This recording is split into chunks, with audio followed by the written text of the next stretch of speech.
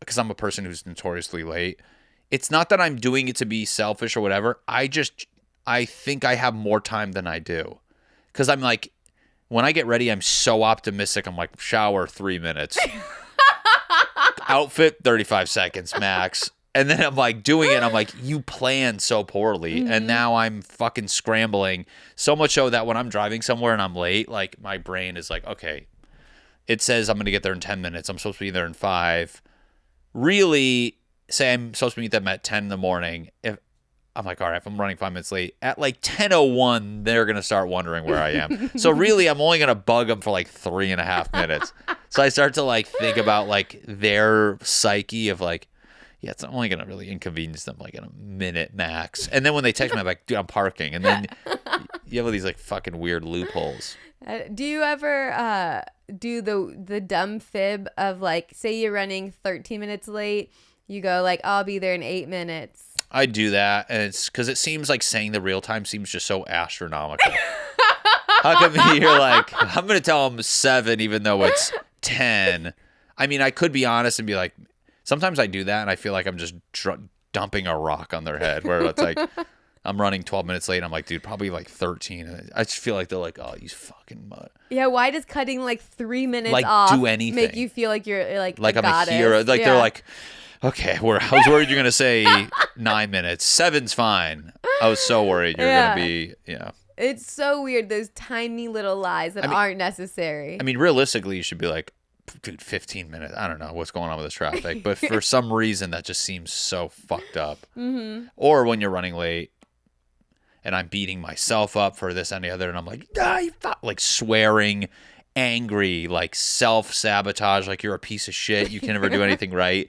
And then you show up and they don't even care. Yeah. And you're like, oh, I didn't need to do any of that. Oh, I have such a good example of that, and that'll lead into our next topic. So I want to get into Matt's journey of finding a therapist because it's really funny. But what we just said. So when I was able to afford my therapist, it's been a while, help. As you know, this is now my therapy office. So one of my last sessions, I always went in the morning, and I really wanted a coffee for the session because you just feel better with that cup of coffee. You're like, I got my cup of coffee, I'm good.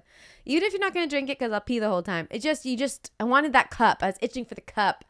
So I go to get the coffee, and this was on my McDonald's $1 coffee kick. Oh, yeah. And I was running late. So I think I did text her, hey, I'm running a little late. And by the time I got there, say I was like 10 minutes late, I left the coffee in the car because I was so mad at myself that I was late because of this coffee that I was embarrassed to bring in the coffee because I thought, I'm 10 minutes late. She's going to see me walk in with this coffee cup and go, oh, you're late because of the coffee cup. Well, fuck a therapist. I'd be like, I'm late to my therapist every single time. I'm not a person that's late. I'm not late to things. I'm like, I'm paying you all the money. Who the fuck do you care? I'm giving you more of a break. I'll show up fucking 10 minutes late, and if anything, I want her to look at me and be like, thanks for the extra time off. See, no, it's expensive. I needed to get every minute of it. No way. I walk in like a fucking celebrity. I'm like, I don't fucking know. And she's like, all right. And I'm like, all right. No, mine, I was always like 10 minutes early in the lobby, just waiting, peeing, just like thinking about what I'm going to say. That's when we can tell you're fine. Brought a checklist. Every therapy session, I had a checklist of what I wanted to talk about. We really covered grounds. But so we're in this therapy session, and I go to her, you know what? She ended up being late that day. So then I didn't have my coffee. She was late. So I confessed to her. I was like, I was so mad at myself for being late for the coffee that I left the coffee. Out. And she goes, that's when you just need to trust time. She goes like, I was running late. You were running late. It was perfect. You should have brought your coffee in. Like, just don't. She was just saying like what I did was wrong. See, I don't like that. She was late. So am I paying you full price? No, I get a longer session. She still gives me my full session. Mine don't. When I'm late, that's...